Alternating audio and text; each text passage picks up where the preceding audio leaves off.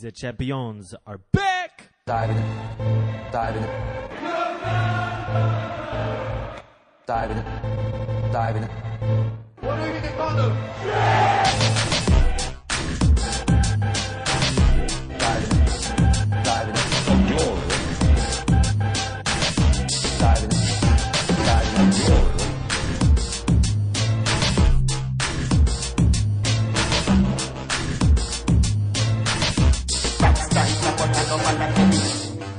Pinano. Pinano. Diving, glory. Pinano Balotelli. D-D-O-G. Said D-O-G. Bitch, we back. D-O-G. D-O. Motherfucking G. I don't know why I felt like jamming out. Welcome back. Diving for Glory. Pep Corciola, Sir Solomon, what it do? It's good. Yay! Diving for Glory Champions League, episode 7, 4th Champions League, which is the first episode of the knockout round. Diving for Glory posting every Monday our regular episodes and every Thursday after Champions League matches. Sorry, Europa fans. That's Arsenal and Chelsea to you. But other than that, man, please check us out on YouTube at divingforglory.com. And iTunes, man. Rate us 5 stars. Like us. Retweet us. Hashtag. Do something, man. Holla, holla, holla, holla. All right, man. Just going to jump right into this. Fuck all that. Roma. Hosting Porto. Roma, you never know what you're going to get with them. But, man, they've been doing their European thing the past couple years. Talk about it, Sir Solomon. Roma has been doing their European thing, but more importantly, his cat Nicolo Zaniolo.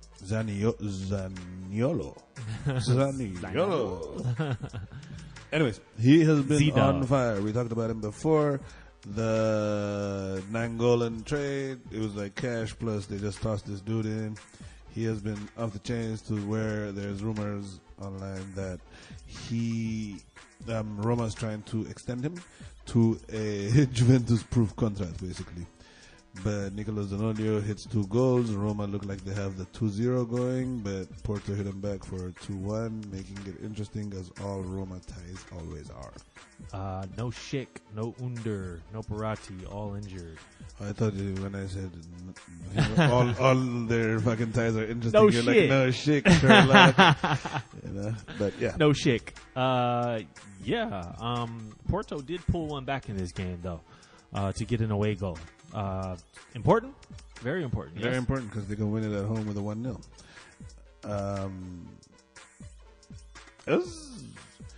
Actually, Porto played Roma for large parts of the game, large parts of a boring game.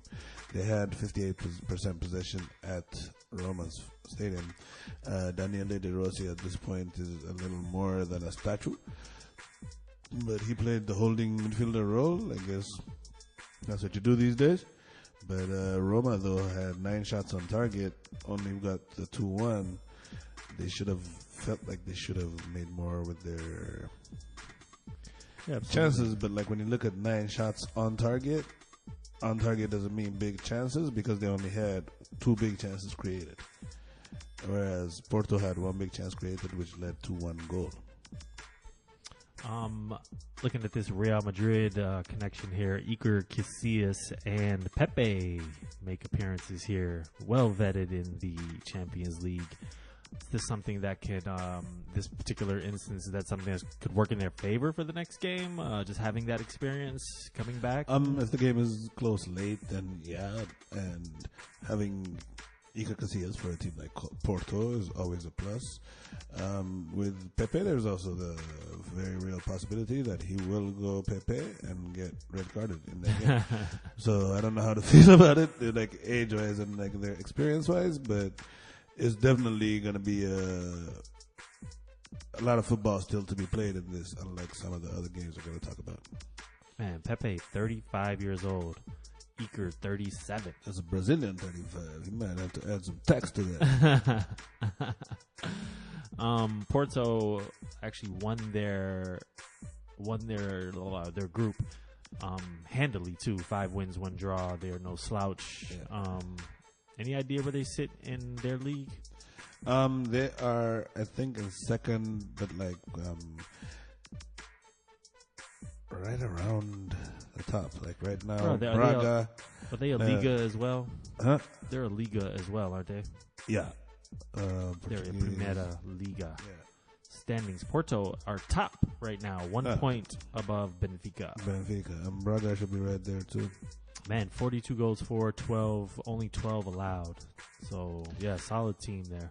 A couple young defenders that look promising. Danilo Pereira in the midfield is doing his thing. Yassin Brahimi was really nice until he pulled up and had to get substituted for Adrian Lopez, who actually did score the goal, but that's going to be a big miss. Yassin Brahimi was like a good outlet for them during most of the game.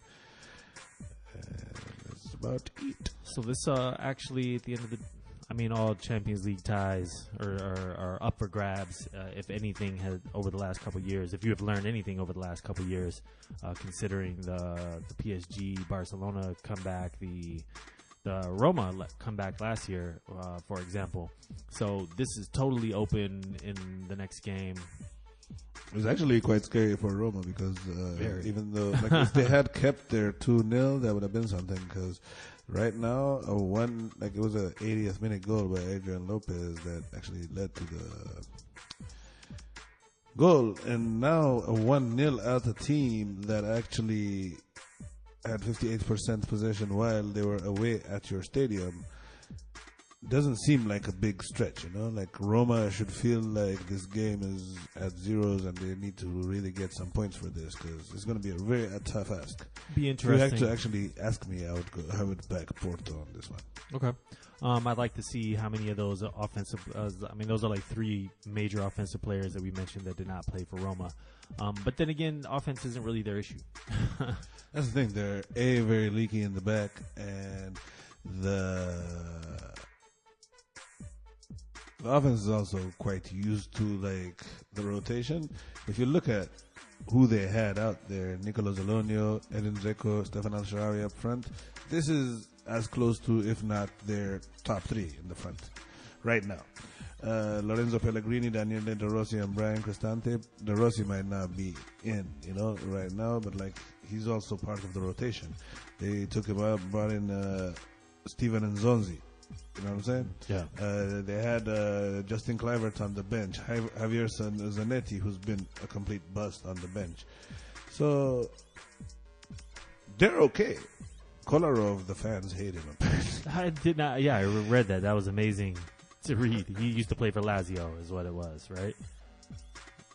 Who, Kolarov? That's what I thought I read. Yeah. Oh no, I think he was loved whatever for a while, but then he spoke out against some booing that some ultras had done and said some shit, I guess. So now they're kind of in a feud with him. He was actually a bit of a fan favorite. No, he's Lazio. Lazio.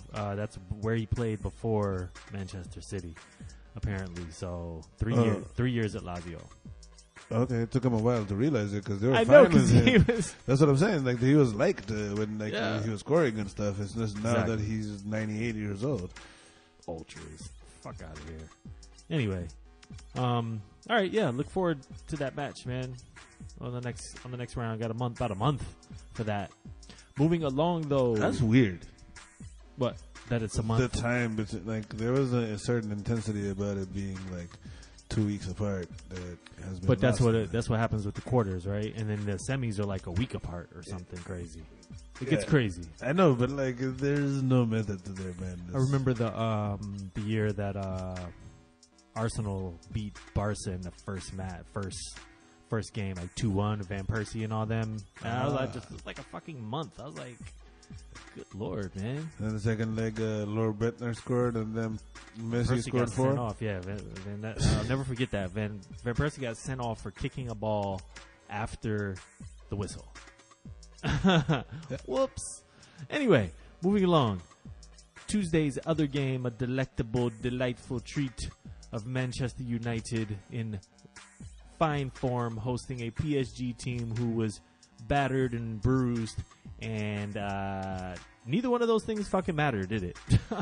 Remember when it was like Kylian Mbappe all by himself, and now these Manchester Uniteds are like so spectacular, and like they're just like devils, and they're red, and they're gonna just destroy it. Nah, dude. Like It was the opposite. the level of kind of like brainwashing that the Premier League fandom does to a lot of people is that you overrate a lot of English teams. And that being said, on this particular game, the coach and the players were seen to be inexperienced in this level of football.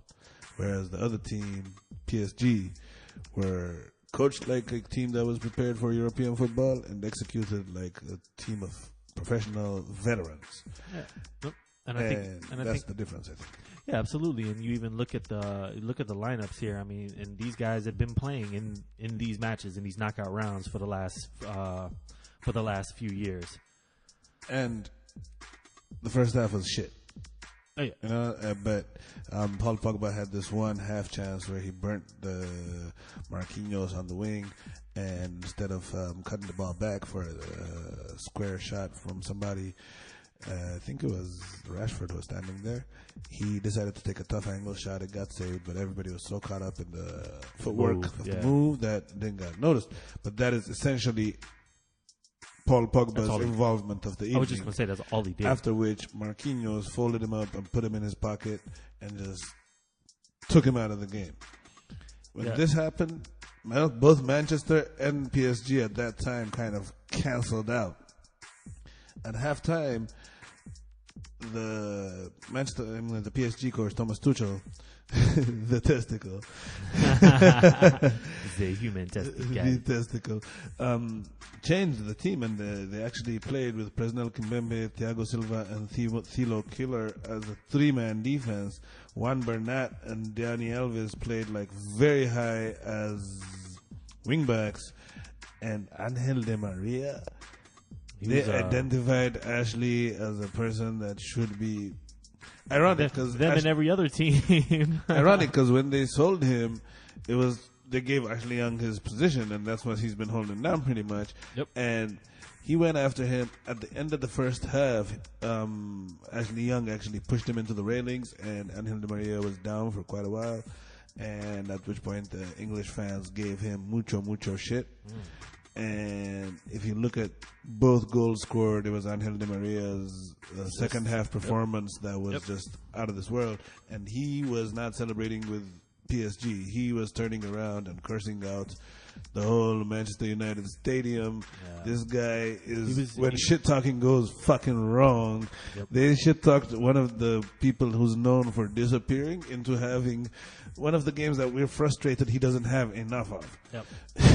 Yeah, they threw the beer at him and he picked it up. Oh, yeah, but that was like his victory lap. That was after the 2-0. He's pretended to drink it. And I just love the difference in the games. Like, you throw that shit at you throw that at Ron Artest and we got a brawl at the Palace, baby. It depends. Imagine like if like Ron Artest had just in a two-legged whatever just defeated you and you toss it, he might laugh at your ass. If he's losing, it might be different, even with Angel Di Maria.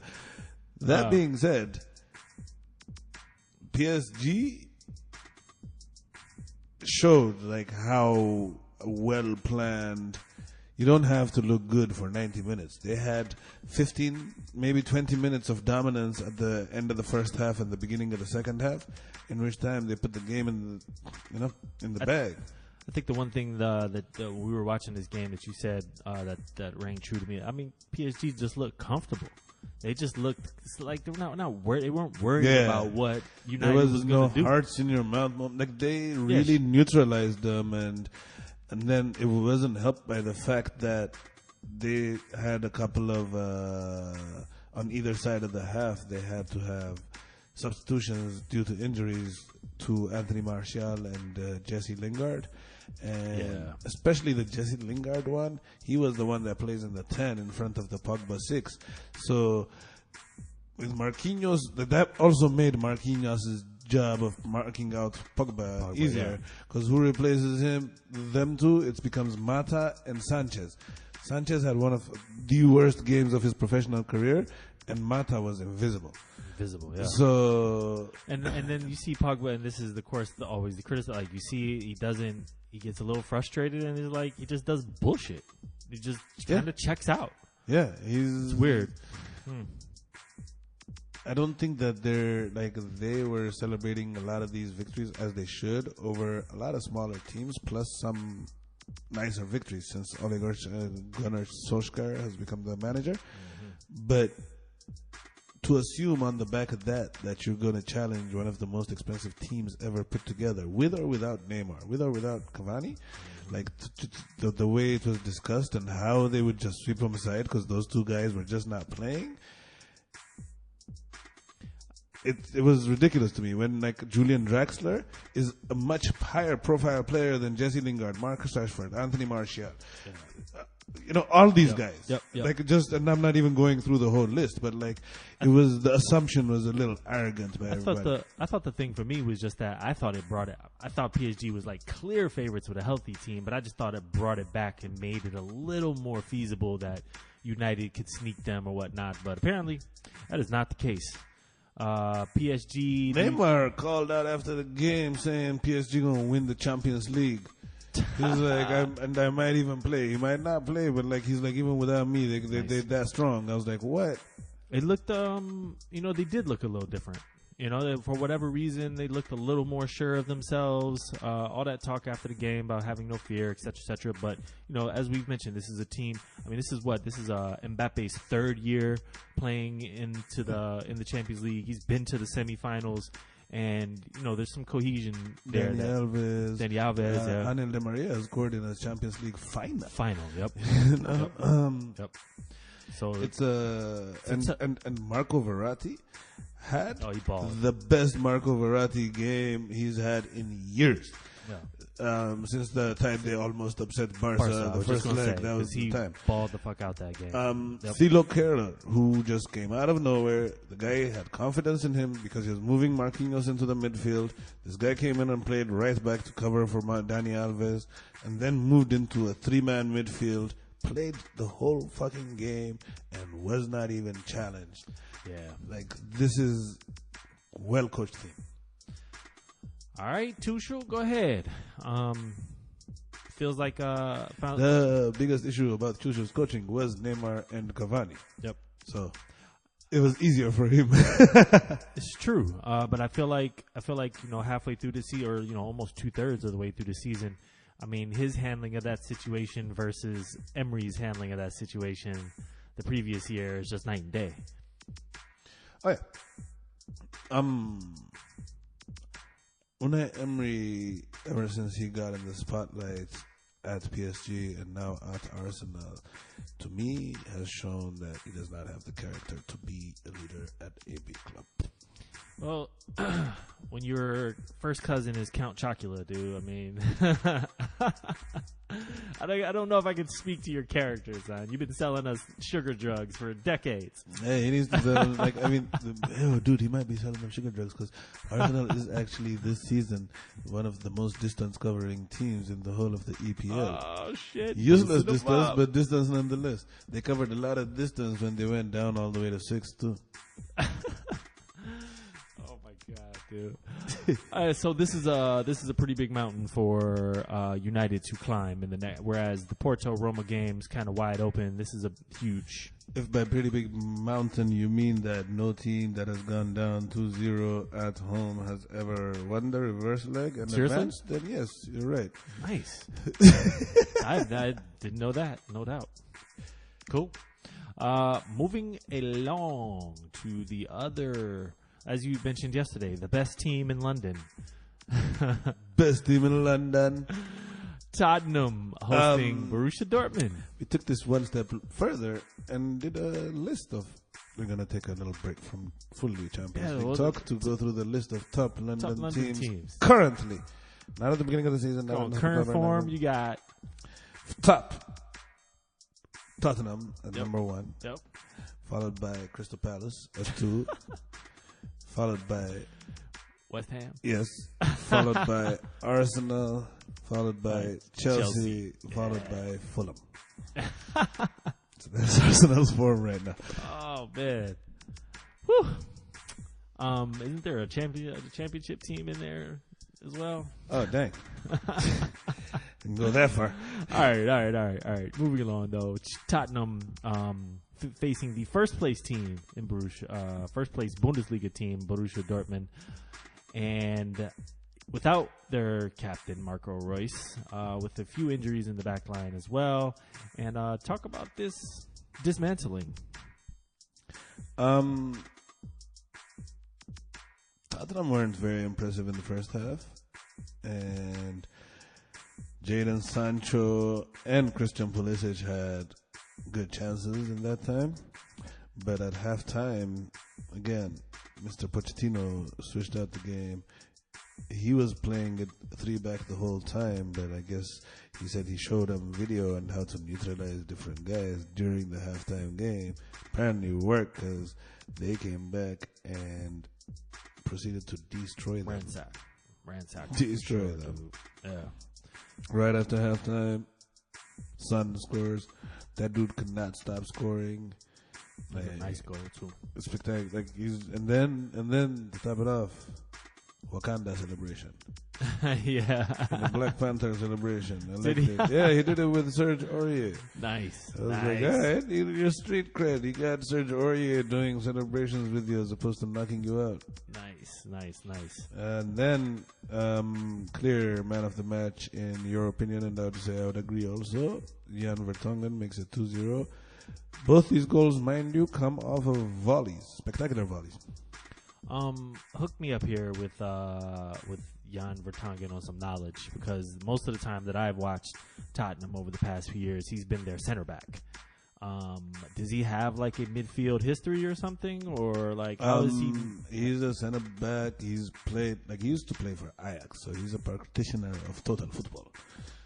The whole concept being that, huh? Oh, that's his youth club too.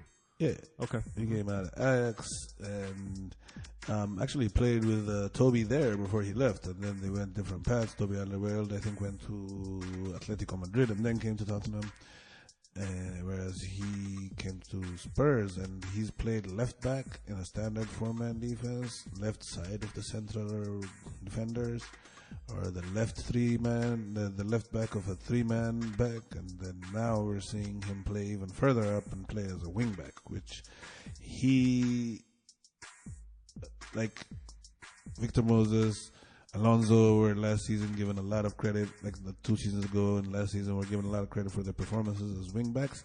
His was so much more mature than theirs. Like, he played the game perfectly, in my opinion. He produced as well. And he used to play ball. as like a libero when he was at Ajax, and he was like the defender with the most skills on the ball. So he was the connector between the defense and the He's like a Fernandinho type deal. Kind of more like a Franz Beckenbauer kind of thing from back in the day. Like, sometimes you could make this. Even Frankie de Jong of Ajax, we'll get to him. Like, they conduct the play from not even behind midfielders, sometimes from behind the whole defense, and you'd be the last man there, but he's still conducting the play, you know? Yeah, I've noticed that Poch has been putting him out there recently, like at least maybe the last month or so, in a much more forward attacking position. I think that he, with age, he's getting burnt when he's in the back, and putting him as a wing back allows you to utilize his football skills. Like, his football IQ is very high, his knowledge, he's a very coachable player, but like, you can't put him, especially a left back on a 4-man defense, you'd be fucked all day. Yep. Which our boy Ashley Young showed us from Manchester United. So Dortmund, capitulation relatively in the second half. What's going on there? Their defense has always been fragile. We talked about that on the preview. There's always a chance that you'll get on them, and they got. But more importantly, they should be worried about their form. They got trounced in this game. In the league, they just gave up a 3-0 lead. Yep. Yeah, and they drew like the week before or something, and then got eliminated in the Pokal. Pokal, yeah. So, like, they're coming up shaky, you know. Yeah. When Bayern on your tail, that seems to be what can happen. So, theoretically, people would be like, "Well, getting Europe out of the way, now they can concentrate on the league." Like nothing good has come from losing something. Yeah. It doesn't help you grow. It just means you just lost, and morale is a little lower. So, and in perfect Spurs form, I see all the stupid fucking headlines. Poch is amazing. Harry Wink says we're mean business. I mean, he is. There's no doubt. But this is exactly what they did last year after the Juventus game. It's like, we're here, we're there, we're going to be top European team. And is it different this year? Yes. I can give you why it's different this year. Last year against Juventus the performance was typical Tottenham, because we talked about it even after. They dominated Juventus but didn't have the goals available to make it to put it to bed. So Juventus came back and fucked them with the 2-1 Dybala. Yeah, I think it was. And, Higuain. Higuain, yep. This time they did not play as good as they played last year, but still got a better result, showing more professional of a team, in my opinion. Mm-hmm. You know what I'm saying? They learned from, it seems like there was something learned from last year, because this was a shaky. I would even say Dortmund was the favorite coming into this, and the performance they put out, there should be a lot talked about it. If any of the other teams had done it, we would be singing of some, mosques about them. Yeah, and then when you look, Dele Alli out, Ben Davies out, Eric Dyer out, Harry Kane out, Labella was injured, came on late. Yeah. But, I mean, they've been doing their thing this year. You really gotta give them their props. Pochettino has been coaching different guys. You deserve an award just for making Sissoko that's going to be my next comment, dude. a legitimate starter in the Premier League, yep. And he's not a negative. He's helping out. I mean, he's still a shit player, but he does a job, and he gets guys to do a job and get results, and that is the most important aspect of coaching, management. And I think that this midweek, all that talk about Ole is the favorite and Pochettino has no chance. It changes. It changed that narrative like a motherfucker, because we clearly saw who's the better coach. Yeah. Cool, man. So last thing is chance for a Spursy? Always. Always, and also always, because if Royce is back, especially, and at Dortmund. And Paco Alcácer was out too. Yep. That team is very potent defensively, so it depends. Because as Tottenham, with their history, I can see if things go wrong, them collapsing. So if Dortmund gets an early goal, it'd be interesting. But I'd have to back Tottenham, man. Yeah. And Dele Alli and Harry Kane trained this week. They're gonna be through, man. If they're not, then it's gonna be really hilarious. It's historic. Yeah. All right, let's move along to the last match of this round. This is Ajax versus Real. We have renamed them Real Valladolid. Since VAR has become inseparable. Yes, video assisted Real. Video assisting Real for sure. Ajax though, man, could feel hard done. They put in a hell of a performance here. That's how it goes. Typical Real. The VAR offside was very, very marginal, but I would also say correct. But if they're calling that level of offside off of replays, then I don't know what to tell you. It's going to be very interesting going forward. The fact that they trotted this out in the knockout round is relatively inconceivable to me. I think it's a reaction to a lot of things that happened in the first round. So, you can't really... you got to start sometime. Man, I mean, I'm with that. It's just weird to, do it in the middle. In the middle of this competition. I don't know which game it was, but they were, I think, pretty embarrassed at some point in the And the Madrid Juventus shit last year didn't call for this. Man. Anyways, I get what you're saying, and it's ridiculous, but if, like, you know, my belief is once you start it, everybody should use it. Like, I don't care what because the main concept is that we have even playing fields for all things, so we can compare them across planes, right? So now that there's VAR, I think there should be VAR all over. But that being said, execution of VAR could get better. Still now, I should be yeah. more fucking mad about their team lacking concentration on key moments and getting burnt. They played a really good game, gave Madrid fits, scored nice on the counter with Dusan Tadic, underrated out of Southampton. But they turned off a couple of times, and when you're playing a team which is clearly way more talented than you, you have to have a 90 minutes plus injury time of concentration, and they got. And Vinicius got him, got it to Bale, to Benzema, who kid is 18. Got him. Yeah. Yeah. Well, what about Ajax here with their R&B lineup? What can they do in the next game? I mean, they have to do what they did, just better. Yeah. That's basically it. And I think they can sneak them, man.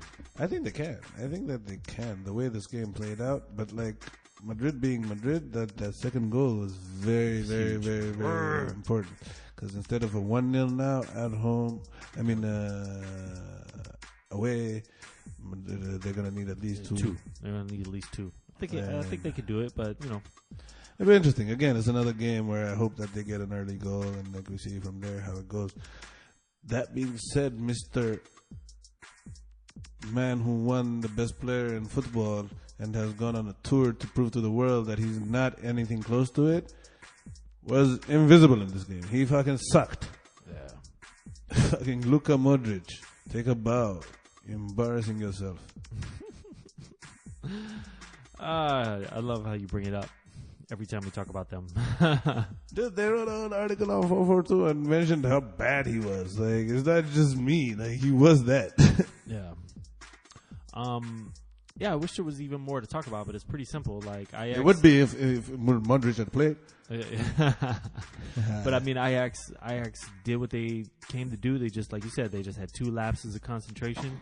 Madrid did what they have been doing all fucking year, which is kind of bullshit for the last few years. Sergio Ramos took an intentional yellow card to take a suspension in the next game, which actually might be a little arrogant and presumptuous if they get their ass fucked. Because the game is still open, in my opinion, and I would rather, if you're going to take an intentional one, you take it in the second leg and miss a first leg at any level than to not have one of your best players available for a return leg. I'll be looking forward to that game. That just piqued your interest, huh? Hell, yeah, dude. I mean, no Ramos. Like, yeah, I could see them nipping 2 at the Bernabeu. Easy. Yeah, man. That's Champions League for this half a round. We'll be back at the next week for the other half of the round, and then we'll give you like player of the round and goal of the round, blah blah blah blah blah, because it's only half done. Spoiler alert: it's gonna be messy. real messy. Yeah, because his rating is like 9 something in the Champions League this year so far. It's ridiculous. Very quiet man for the first time ever before this season. He gave a speech to the fans saying how important it was that they're trying to win the Champions League and stuff. We gotta break this Madrid bullshit. I'm intrigued to see what happens. Same. I actually kind of want Roma to beat Porto and get Barca. Get that revenge. Get that revenge game. But Lyon is a tough competition. We'll get into that soon. Hell yeah. Yeah, man. So that match is in the books. Diving for Glory, episode 7 of our Champions League coverage.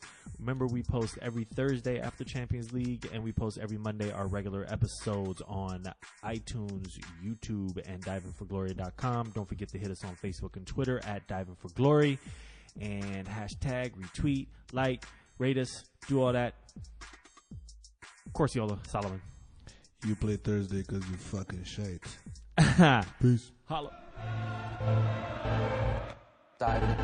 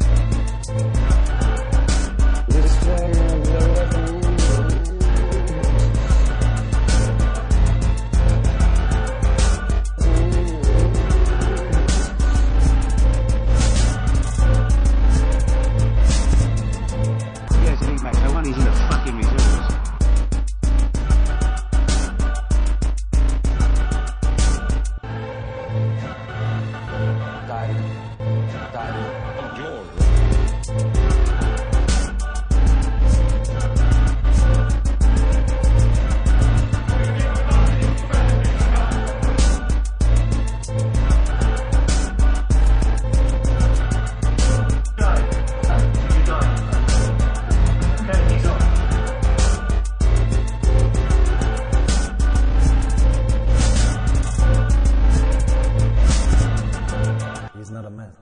There's nothing more to say. Dive in glory.